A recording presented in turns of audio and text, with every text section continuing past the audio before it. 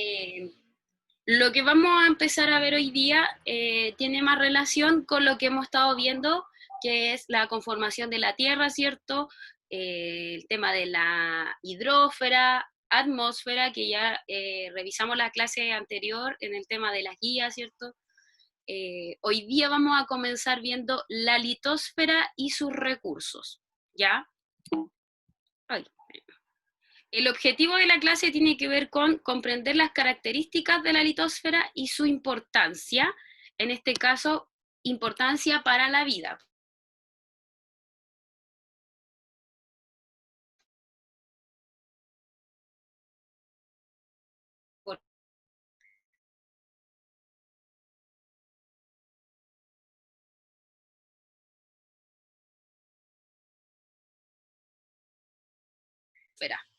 En este caso, Chiquilé compone a la Tierra, ya que en este caso está compuesto propiamente tal por tierra, por roca, ¿cierto? Que al fin y al cabo es lo que nosotros pisamos, ¿ya? La litosfera, chiquillos, está dividida de cierta forma en dos. Tenemos la corteza continental y la corteza oceánica. A grandes rasgos, cuando hablamos de la corteza continental, está relacionada a la corteza de los continentes. ¿Ya? Recuerden que nosotros, nuestro país, o sea, perdón, nuestro planeta tiene 5 continentes, ¿ya? Está el americano, está África, está Asia, Europa y Oceanía, ¿ya? Esos son los 5 continentes y en este caso las cortezas continentales. Por eso lleva nombre de continental porque se refiere a cada continente. Si ustedes más o menos recuerdan, cada continente tiene una cierta, digamos, estructura diferente. Podríamos decir que el continente americano es uno de los más largos dentro de los otros continentes.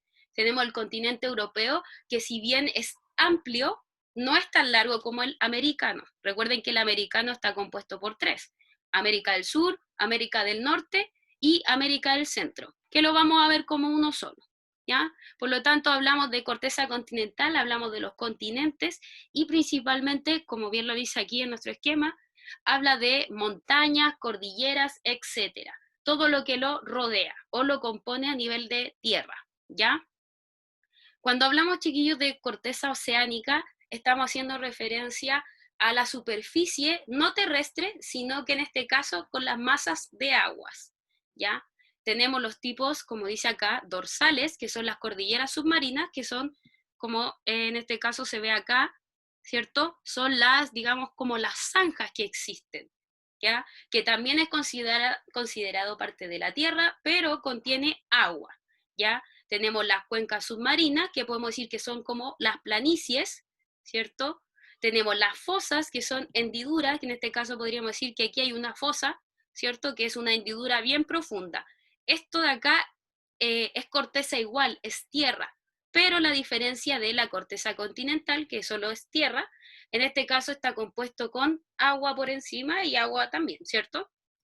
También tenemos plataformas continentales, que son las que cubren, ¿ya?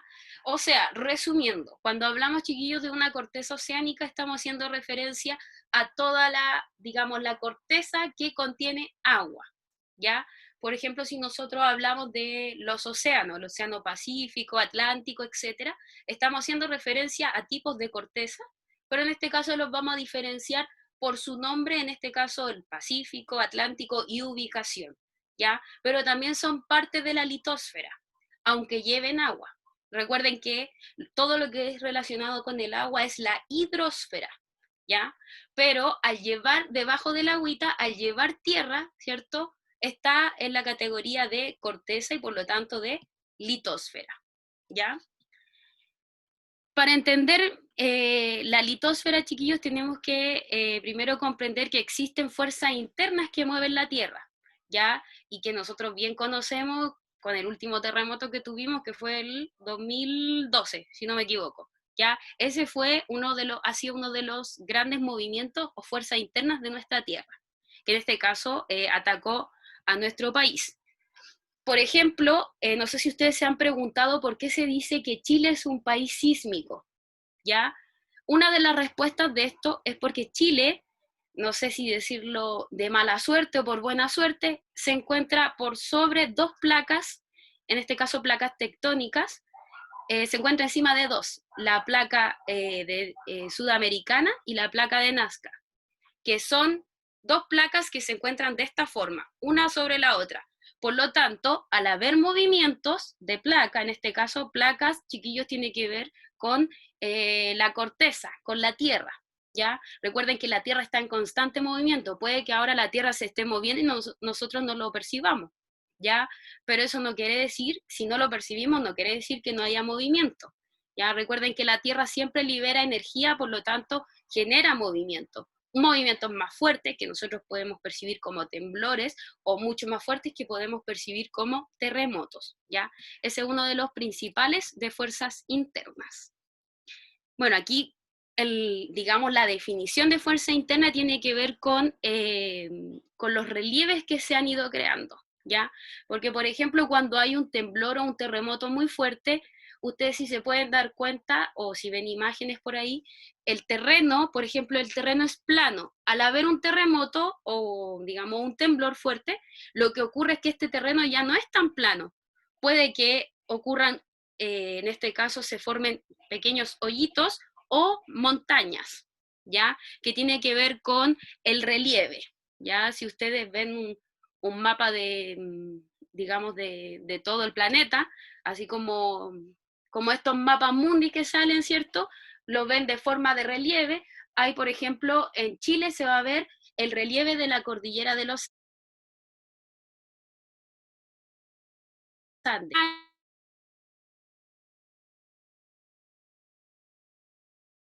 Años, relieve, estamos sobre placas que están en constante movimiento. ¿Ya? Encima de dos placas hay mucho más movimiento, interacción o choque. Mirando este dibujo que está acá, chiquillos, que son las diversas placas que existen en la Tierra, si ustedes se dan cuenta hay unas flechitas rojas, ¿ya? Esos son los diferentes movimientos de esas placas. Estas rayitas que separan esas flechitas rojas son la unión de las placas, es decir, la unión de la Tierra. En esas mismas flechitas que existen ahí, está diciendo hacia dónde se mueve esa Tierra. Por ejemplo, vamos a ir acá, ya, aquí, donde yo les decía, Chile. Estamos acá en la placa sudamericana y la placa de Nazca. Si se fijan, las flechas chocan, ¿cierto? Una sobre otra. Por lo tanto, por eso se producen varios sismos y temblores, y en este caso cuando alcanza una gran magnitud, terremotos en nuestro país, porque lamentablemente estamos sobre dos placas que chocan de manera constante. Tenemos otras placas, por ejemplo, acá arriba en América del Norte, hacia arriba, ¿cierto? Que las placas en este caso no chocan, sino que se separan. Los movimientos, en este caso la liberación de energía va hacia fuera, ¿ya? No produce en este caso, aquí no se podría producir una gran cantidad de sismos porque no existen dos placas que estén chocando, ¿ya? Bueno, en este caso, como les decía, existen diversos movimientos de las placas tectónicas. Recuerden que las placas, chiquillos, son las porciones de tierras que se mueven, ¿ya? Por ejemplo, nosotros podemos ver ahora la Tierra, ¿cierto? Pero si nosotros hiciéramos como un análisis y cortáramos ese pedazo de tierra, podríamos ver que son pequeñas capas. Por ejemplo, podemos decir que esta hoja es una capa, ¿cierto? Y tengo otra hoja que es otra capa. La Tierra está conformada por varias capas, entonces tengo una capa, dos y miles de capas que tiene la Tierra, ¿ya? Estas capas tienen movimiento. Si ustedes se fijaron en la flecha, hay unas que van hacia afuera, otras que van hacia adentro y otras que van así, que van por debajo. Y que eso es lo que vamos a ver ahora. ¿Cómo es el movimiento de las placas? Tenemos tres tipos de movimiento, como les decía. La primera es el movimiento divergente, que las placas van hacia lugares diferentes. Las placas convergentes, que es las que van chocando entre sí o van traspasando, y tenemos las placas, con movimientos transformantes, que va una hacia arriba y la otra hacia abajo, ¿ya? Que más bien van como casi rozando.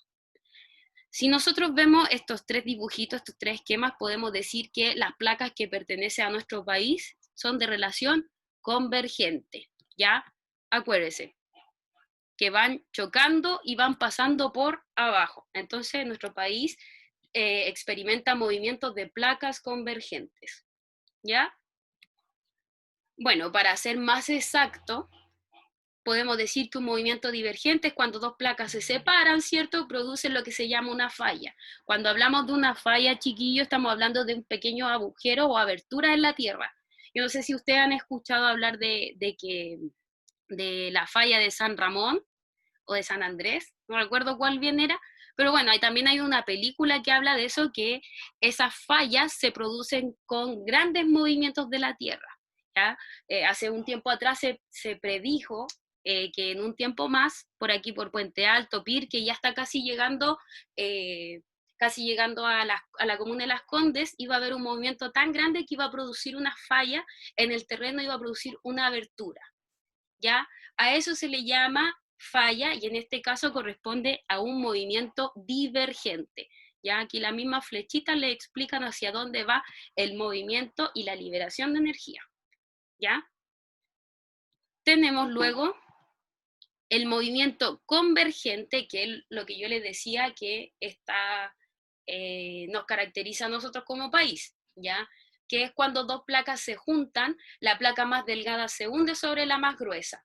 Es decir, ocurre este movimiento, hay una así y la otra va pasando por abajo, o en cierta forma a veces chocan o pasa hacia abajo, ¿ya? Eso es lo que produce las cadenas montañosas, por eso podríamos explicar nosotros que tenemos la cordillera de los Andes, que es una de las más, digamos, altas en comparación a otras cordilleras o a otras cuencas montañosas que existen en otros países o aquí en otras regiones, ¿ya? Porque también existe la cordillera de la costa, que no es tan alta como la cordillera de los Andes. Ya todo eso se debe al movimiento convergente de las placas, ¿ya? Luego tenemos, chiquillos, el último, que es el movimiento deslizante, ¿ya? Que es el movimiento que va uno hacia arriba y el otro hacia abajo, ¿ya? Van rozando. No quiere decir que no se junten, porque al ir rozando igual van produciendo, en este caso, movimiento o liberación de energía, ¿ya? Cuando hablamos entonces de movimiento deslizante o transformante, estamos haciendo referencia a que dos placas se deslizan o resbalan en direcciones contrarias, y que en este caso, chiquillos, también pueden provocar fallas. Fallas, recuerden que tiene que ver con aberturas en la Tierra, como sale aquí en este dibujo. Perdón. No, sí.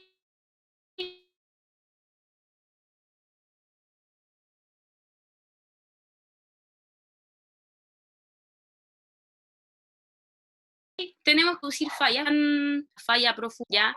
En cambio, la convergente puede existir mayor probabilidad porque están en constante choque, en constante contacto las placas tectónicas, al igual que en los movimientos deslizantes o transformantes. ¿Ya? ¿Vamos bien hasta ahora? ¿Sí? Ya, súper. Luego tenemos, chiquillos, ya mire, Víctor, la pregunta que tenga, anótela por ahí, porque aquí cuando terminemos de ver el Power vamos a responder todo, ¿ya? Así igual para todos, ¿ya? Súper. Esto que es de las partes de la litosfera, creo que igual lo revisamos en quinto básico, ¿cierto? Que tiene que ver cómo está compuesta la Tierra, o más bien las capas de la Tierra, chiquillos. Recuerden que nosotros vivimos en esta parte que es la corteza. Puede ser oceánica, como ya le expliqué, o continental de tierra, ¿ya? Después de la corteza nosotros nos encontramos con el manto. Bueno, volviendo a la corteza por lo general está compuesta por rocas y en el caso de la oceánica por masas de agua, ¿ya? Luego de la corteza, más abajo, nos encontramos con el manto.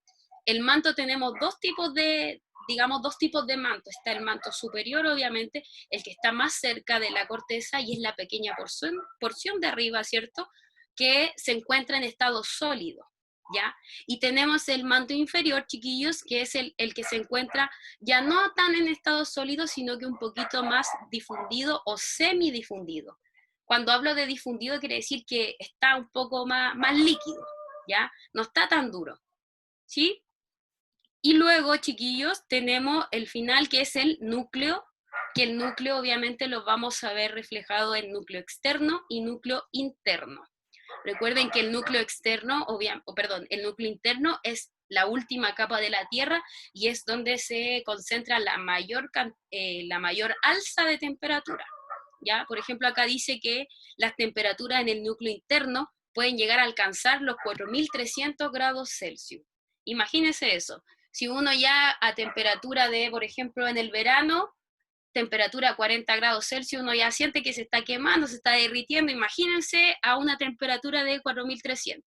O sea, nada que decir, ¿ya? Entonces, por lo tanto, el núcleo interno es donde se concentra o alberga la mayor cantidad o las más altas temperaturas, ¿ya? En el núcleo externo igual hay alta temperatura, pero no tanto como en el núcleo interno, ¿ya? Eso es súper importante. El núcleo externo y núcleo interno, chiquillos, tienen una composición, en este caso, no es solo tierra, sino que esta tierra tiene compuestos químicos, que en este caso son el hierro y el níquel, que está específico acá, ¿ya?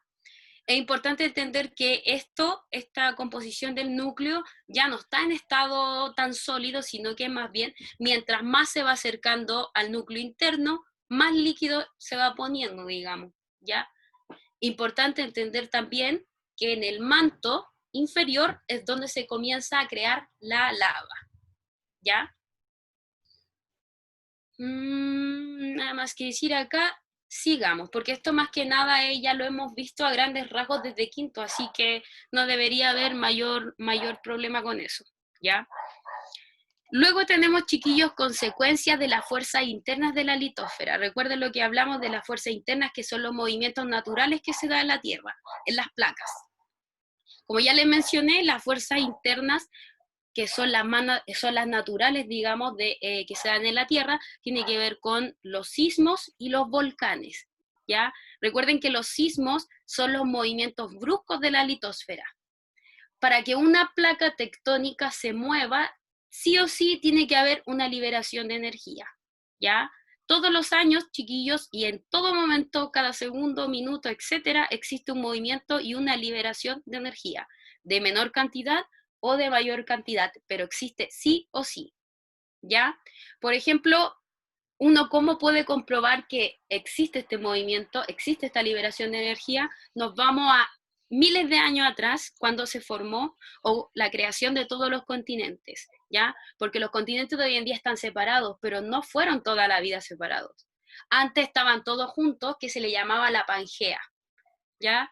La Pangea, chiquillos, tiene que ver con que todos los continentes estaban juntos y a través de los años, pasaron 10.000 años, 20.000 años, ¿ya? Con el paso de los años, esto a partir de los movimientos de las placas se fueron separando, hasta que hoy en día conocemos los continentes por separado, ¿ya? Pero antes era una sola masita, un solo continente, ¿ya? Eso es lo que nos puede decir hoy en día, que realmente las placas liberan una cantidad de energía para poder moverse, ¿ya? Bueno, como les decía, acá los sismos son bruscos movimientos de la litosfera, ¿cierto? Producidos por dispersión de energía, que es lo mismo que yo les dije, que es liberación de energía. Sin liberación de energía no hay sismo, no hay movimiento, no hay nada, ¿ya? Pueden acompañarse de erupciones volcánicas,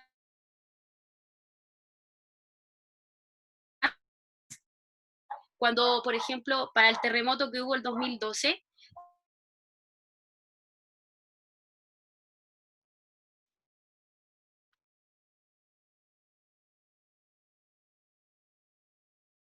el primer pues se expandió, ¿ya? Por ejemplo, en esos tiempos, el 2012, para el terremoto, el hipocentro fue en el sur, ¿cierto? Cerca de Concepción, por ahí, Concepción, ¿ya? No recuerdo bien, pero fue por Concepción, ¿ya?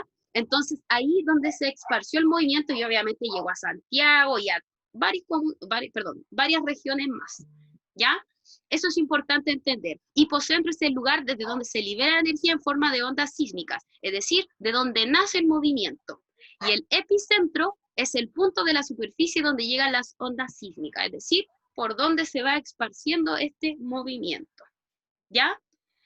Cuando hablamos de las fuerzas internas de volcanes, estamos hablando de que del tema de la chimenea o la expulsión de lava, cuando decimos que los volcanes van a entrar en erupción, ¿ya?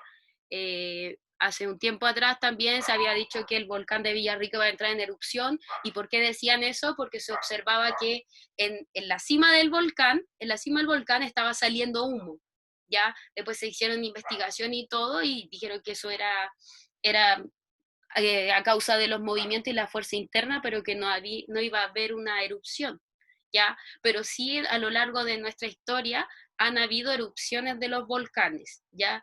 La erupción de un volcán no es porque sí, porque el volcán quiso eruptar y quiso, digamos, botar la lava y dejarla en barra. No, no, no es solo por eso, sino que tiene, digamos, su explicación en la fuerza interna, ¿ya? Y finalmente, chiquillos, podemos decir que los volcanes se van a ubicar de acuerdo al comportamiento de litósfera. ¿A qué se refiere con eso? Se refiere principalmente a que gracias al movimiento de las placas se van creando volcanes en ciertos lugares determinados, ¿ya? Porque, por ejemplo, el volcán de Villarrica, supongamos, no es que Chile se creó y existía este volcán, ¿ya?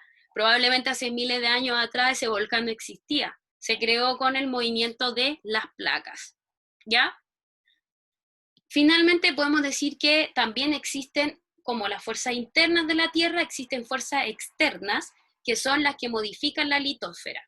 En este caso, principalmente, las fuerzas que modifican la litosfera, que es externo, tiene que ver con el aire, la lluvia, los vientos, los ríos y todo lo que ocurre a nivel climático, ya que es externo, ¿ya? No es que nace desde adentro, sino que nace desde afuera, ¿ya?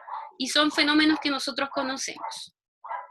Uno de los fenómenos más importantes, digamos, tiene que ver con la erosión.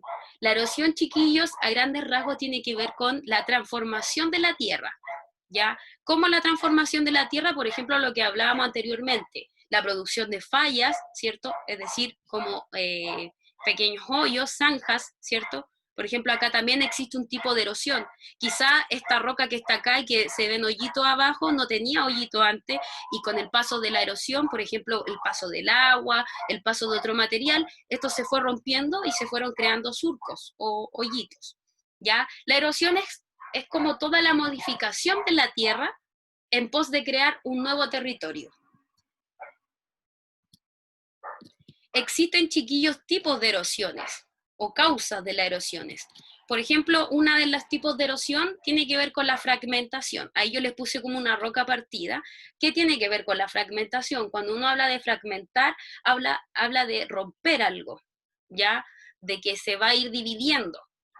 Entonces, si se fragmenta una roca o la tierra o lo que sea, esto se va a ir moviendo y va a ir rompiendo rocas de otro sector. Es como, imagínense esa piedra que yo puse aquí, que está rota y va a haber harto movimiento y esa se va a ir moviendo, moviendo, moviendo. Imagínense que en un momento va a haber harta roca fragmentada en un espacio y después va a haber un fuerte viento de tierra y la tierra va a tapar esas rocas y se va a formar un relieve nuevo, ¿ya? Y aparte que estas piedras no son las que están encima, sino que puede ser que a partir del viento o corrientes de aguas, esta piedra haya salido de la tierra, ¿ya? Puede ser que ese haya sido un pedazo de tierra que se fragmentó y se salió de su lugar o de su posición, ¿ya?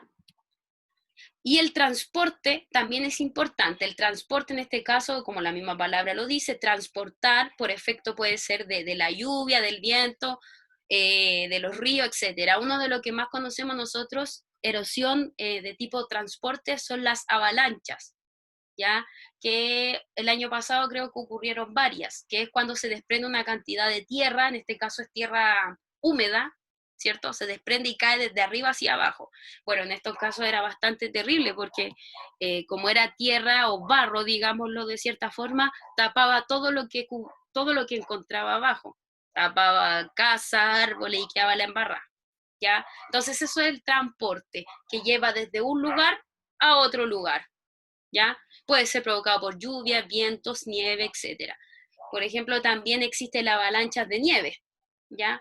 Que se supone que, no sé si será cierto o no, pero hay un dicho que si tú vas a la nieve y estás cerca de unas grandes cantidades de nieve, no puedes gritar porque el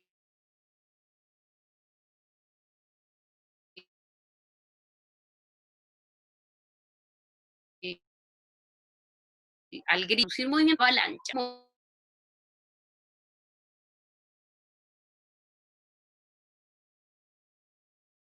Finalmente, el depósito es cuando se deposita o se deja en ciertos lugares distintos materiales, ¿ya? Por ejemplo, en un lago se deposita o se echa algún líquido, un líquido contaminante puede ser, ¿cierto? Son depósitos que van a ir modificando, en este caso modifican el agua, ¿ya? Por ejemplo, no sé, si yo quiero plantar zapallo o lo que sea, yo tengo mi tierra, ¿cierto? Un pedacito de tierra, y quiero plantarlo ahí, yo lo que puedo hacer, ¿cierto? Empezar a raspar, y en este caso le puedo echar, no sé, tierra de hoja, lo mezclo con eso. Estoy echando un depósito, ¿para qué? Para que esa tierra que estaba antes se mezcle con la que yo eché, y así pueda formar una tierra nueva, ¿ya? El depósito es algo nuevo que se le ingesta a la tierra, o en este caso lo que sea, puede ser el mar, ¿cierto? Y da un producto nuevo o una utilidad nueva, ¿ya?